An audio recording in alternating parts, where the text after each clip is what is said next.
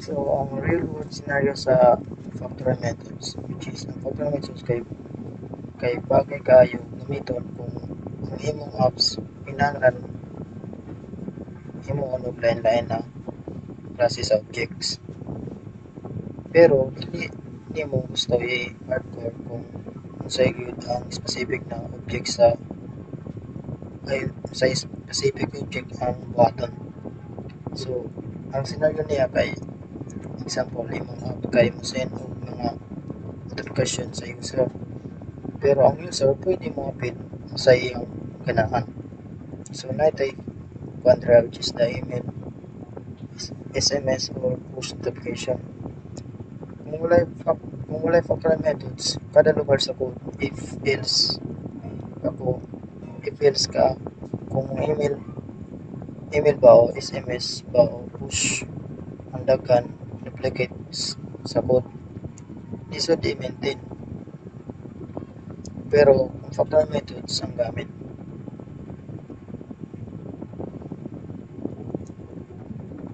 ang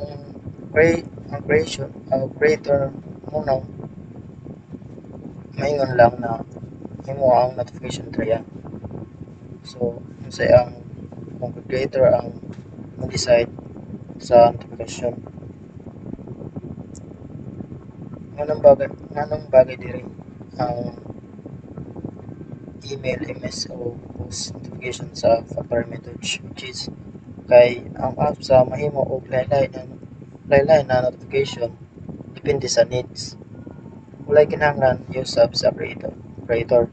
Kung magdungong-dungong ka og bago na type like voice call notification. So, mas nindot na inon siya. Ang code mahimo na mas limpyo or mas flexible.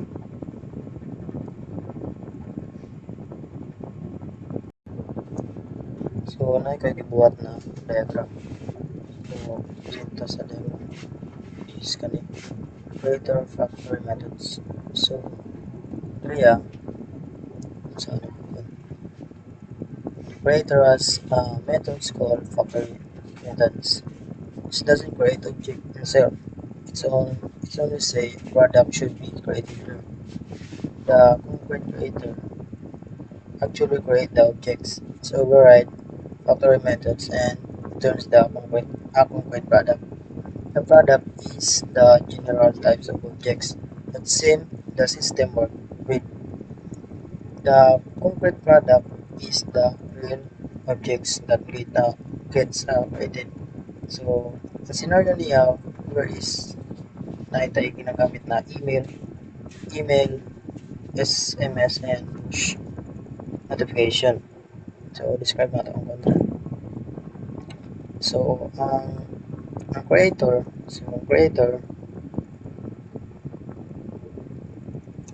mo niyang class sa factory methods, which is mo same operation. So, dili siya maka specific sa class sa product na buhaton. Iyang trabaho kay mo provide og interface lang. Din sa creator, ang creator mo ni ang class sa nay factory methods og operation as some operation. Then sa concrete creator, ang concrete creator kay subclass na siya sa creator. Siya ang mo implement sa factory method ug siya ang mo tigdala sa class sa product. Then kung iyang tawagon ng factory methods, iyang ibalik ang concrete product. Then si product, ang product kay mo ang general interface or abstract class sa mga produkto. Na operation na magbuot pasabot na ma-perform sa tanang product. Then ang concrete creator ay concrete product mo mo ang actual sa object mo na ang actual sa object na gi-create sa concrete creator, which is siya ang mo implement sa version na giingon sa product interface.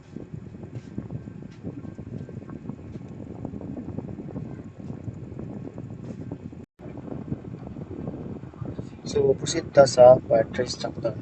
Structure pattern in context. So immature improve the messy system full and incompatible class. Example how the adapter pattern can rescue the system. Given before and after visual example in your video. So diri magatagta og messy na system. Then example nato kung saan pag-rescue ni adapter pattern. Then compare the adapter pattern and the decorator pattern. So i-compare na to ang adapter pattern sa decorator pattern. So diri na ko diagram na sa adapter.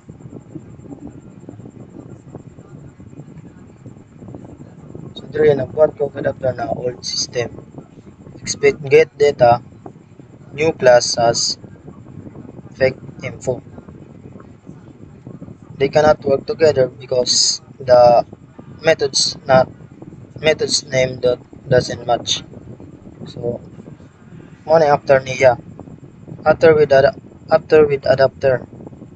So old system calls get data, adapter translate get data and fix info. New class and has fix info. The adapter convert that rescue so both class can work. So there is a old IP4. So sa before ang old system kay nagdahom siya na ay method na gigamit ay na method na get data. Pero ang new class kay fix info man. So tungod kay dili parehas ang ilang methods name, dili sila magkasinabot. Dili sila mag-work together. So after na ako diri kay so sa bago na ako gibuhat na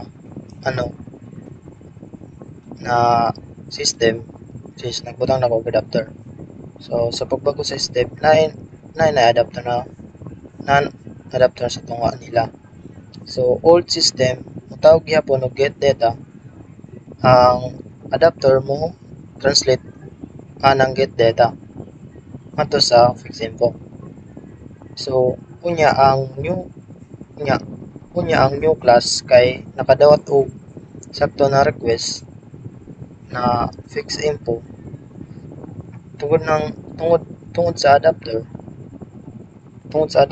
nagkasinabot na ang old system og new class bisag lain ilang original methods. So diri ta sa kuan adapter versus decorator. So diri na ko gibuhat na diagram sa adapter and deductor. So adapter versus deductor. So ang adapter para magkasinabot ang duha ka class na dili compatible, ang adapter kay mo adjust sa interface para mag-work and old code sa new code. So when to use, kung naay kay daan na system na kinahanglan i-connect sa bag-o interface pero dili sila parehas og methods. Example na kay kanang old class get data and new class face info. Then sa deductor, ang purpose sa deductor para dungagan og bag-o responsibilities or behavior and ang unsa ka object.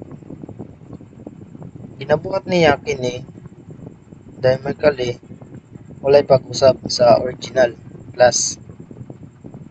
When to use decorator. Kung gusto nimo i-enhance ang object sama sa pag-login, encrypting, and caching. Dili nimo gusto i-edit ang original na class.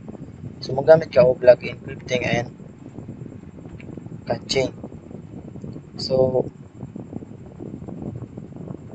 mao na ang kuan sa adapter and kuan decorator. So mao na ang kalahian sa decorator o adapter.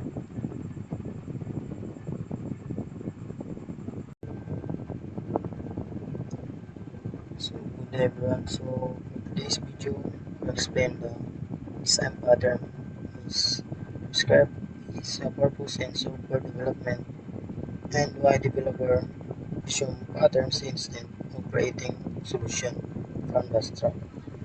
So ang design pattern, so ang design pattern kay kasungan yung pamaagi na gi-apply sa software development para mas dali ug mas organize ang paghimo sa atong program. So differential the three main categories of design pattern. So natay diri operational structure and behavior. So magatag ta og real world analog. So sa kuan different sa ang difference sa structure. So ang kuan structure is nakatutok lang ni sa pag-organize o pag-connect sa mga classes or objects para mas compatible sila mas sayon i-compare ang system. So ang real ang real world analog niya dili nimo i-fit ang plug sa adapter ang mutabang para makasinabot ang behavioral structure. So same idea sa structure pattern like adapter or decorator. So sa behavioral, so ang purpose sa behavioral nakatutok lang ni sa pag-manage o communicate sa mga behavioral objects which is giusan nila pag coordinate or pag-respond sa event. So ang real world analog niya, so example teacher o student. Ang teacher ang matag og instruction ug ang student mo react based sa structure. So same with kuan lang observe strategies common. Same lang siya sa structure and behavior. So dito sa part 2. So create pattern in action. Choose one creational pattern, singleton, factorial methods, and builder. So ang napili na ko dira is factorial methods. So explain na to the problem, solve, and a simple diagram. So a scenario of software where it's fit natural.